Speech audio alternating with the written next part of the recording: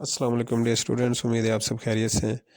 अच्छा, रिकमेंडेशन हो गई है ZTBL की, और ओपन टेस्टिंग सर्विस जो है अभी तक इन्वॉल्व है इस रिक्रूटमेंट प्रोसेस में।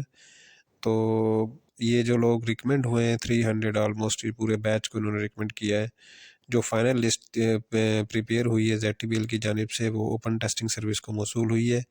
और ओपन टेस्टिंग सर्विस ने जो, क्योंकि उनके पास आपका मुकम्मल रिकॉर्ड था, क्योंकि ऑनलाइन एप्लीकेशन फॉर्म जो आपने फ़िल किए थे उनमें ईमेल वगैरह आपने दर्ज की थी अपनी, तो डॉक्यूमेंट्स भी आपने ओपन टेस्टिंग सर्विस को ही पहुंचाए थे पहले भी।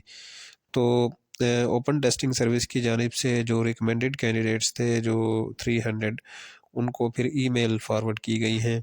और लोगों को जब ईमेल मिली है तो उसमें इंस्ट्रक्शंस हैं कि आपको जो है वो कंसिडर किया जा रहा है इस पोस्ट के लिए। तो आप जो रिक्वायर्ड डॉक्यूमेंट्स हैं, ये उसमें जो एड्रेस लिखा हुआ है ओपन टेस्टिंग सर्विस ने, तो उस एड्रेस पर आपने बाई पोस्ट ये अपने डॉक्यूमेंट सारे भेजने हैं। तो उनमें उसमें क्लियर लिखा हुआ था कि आपने जो HEC से वेरीफाइड डिग्री है अपनी, वो उसमें डॉक्यूमेंट्स में भेजनी है। और आलमोस्ट 70% लोग जो रिकमेंड हुए हैं, इनके पास HEC से वेरीफाइड डिग्री नहीं है।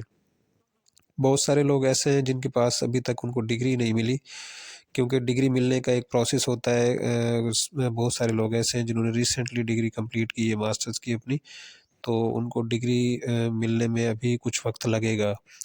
तो जब डिग्री मिलेगी तो ज़ाहिर सी बात है फिर उसको HEC वेरीफाइड करके उनको देगा। तो ऐसे लोग बहुत परेशान हैं। तो इसमें अब कुछ नहीं कर सकते। जिनके पास डिग्री है वो उनकी फ़ोटोकॉपीज़ वगैरह वो सेट बना के, जो उन्होंने रिक्वायर्ड डॉक्यूमेंट्स मांगे हैं, वो आप उनको फॉरवर्ड कर दें जल्द अज जल्द, क्योंकि विद इन 7 डेज़ जो है आपने ये आई थिंक ये अपने डॉक्यूमेंट्स ओपन टेस्टिंग सर्विस को भेजने हैं।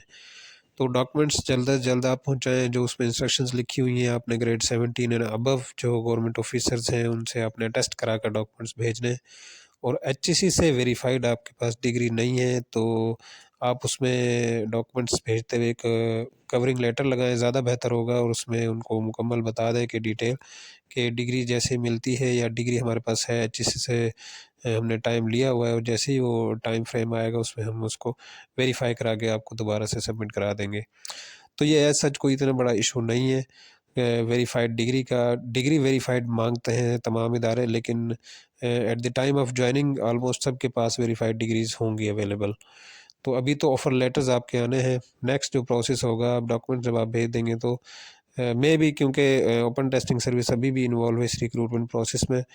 तो इससे पहले बिल्कुल भी ऐसा नहीं था। और इससे पहले जो रिक्रूटमेंट्स हुई हैं उनमें ओपन टेस्टिंग सर्विस की जानिब से रिटन टेस्ट या NTS की जानिब से रिटन टेस्ट हुआ कंडक्ट, और उन्होंने लिस्टें फॉरवर्ड कर दी ZTBL को। ZTBL ने इंटरव्यूज़ कंडक्ट किए और ऑफ़र लेटर्स आपको ZTBL की जानिब से आपके जो मेल एड्रेस है वहाँ पर आपको पहुँचे बाई पोस्ट। तो इस दफ़ा तो यही लग रहा है कि जैसे तमाम लोगों को जो ऑफ़र लेटर्स मिलेंगे, ये भी ओपन टेस्टिंग सर्विस की वेबसाइट के थ्रू या ओपन टेस्टिंग सर्विस के ज़रिए आपको ऑफ़र लेटर्स मिलेंगे।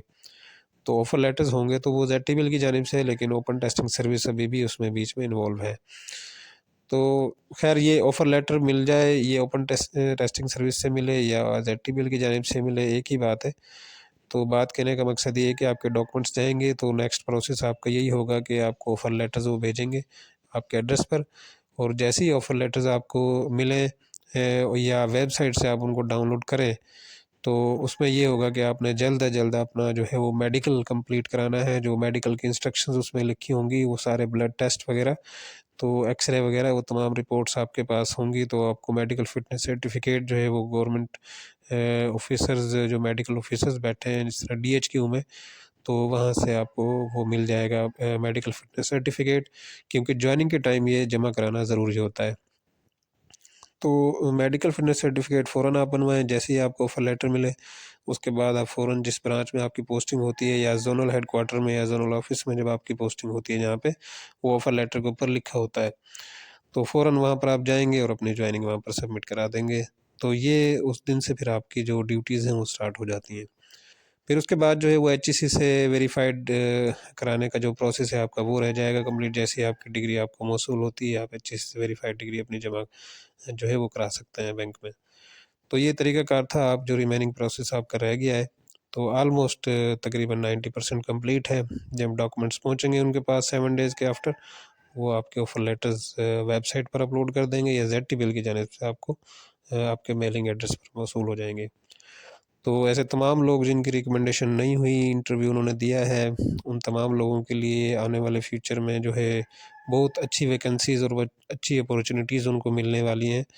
तो इससे जो नेक्स्ट वीडियो मैं जो बनाऊंगा उसमें वो तमाम अवेलेबल अपॉर्चुनिटीज़ या आने वाली जो अपॉर्चुनिटीज़ आपको मिलने वाली हैं उस पर मैं एक वीडियो बनाऊंगा, ताकि लोग कुछ डिसहार्ट हो जाते हैं। ज़ाहिर सी बात है, मेहनत की है उन्होंने, रिटन टेस्ट भी पास किया था और इंटरव्यू भी उन्होंने अच्छे तरीके से दिया था मेहनत करके, लेकिन वक्ती तौर पर इंसान थोड़ा सा जो है वो मायूस होता है।